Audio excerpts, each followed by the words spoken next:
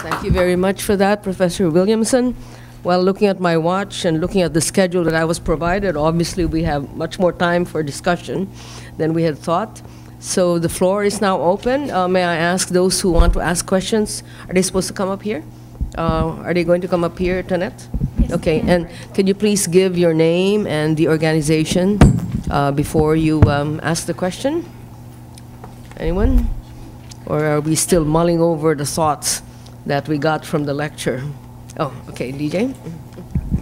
Ed Jesus, AIM. Professor Williamson, how would you assess the impact of colonial exploitation in generating that great gap between core and periphery? Well, because one can argue that colonial exploitation affects both culture. We are told in the Philippines that we have a damaged culture, that it affected institutions, and that it can even affect geography. I mean, political or national colonial policies can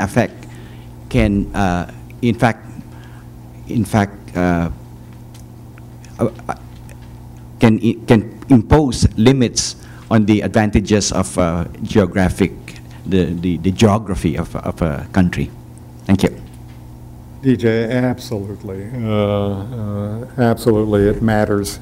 But I think what's evolving by contemporary research doesn't matter as much as we thought.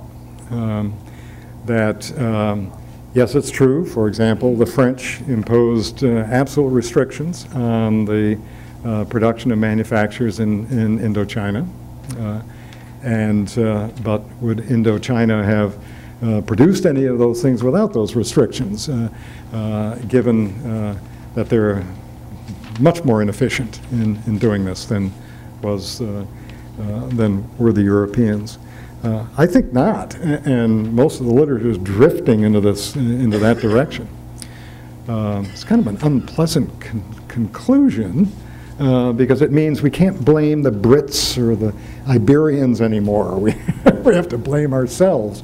But I'm going to show you, if you have the time to be here, when I give the industrialization lecture, that it's simply not true that those countries that are undergoing from 1820 to the present, or to 1975, those countries that are undergoing the most impressive catching up in terms of industrial performance are colonies or pre-colonies.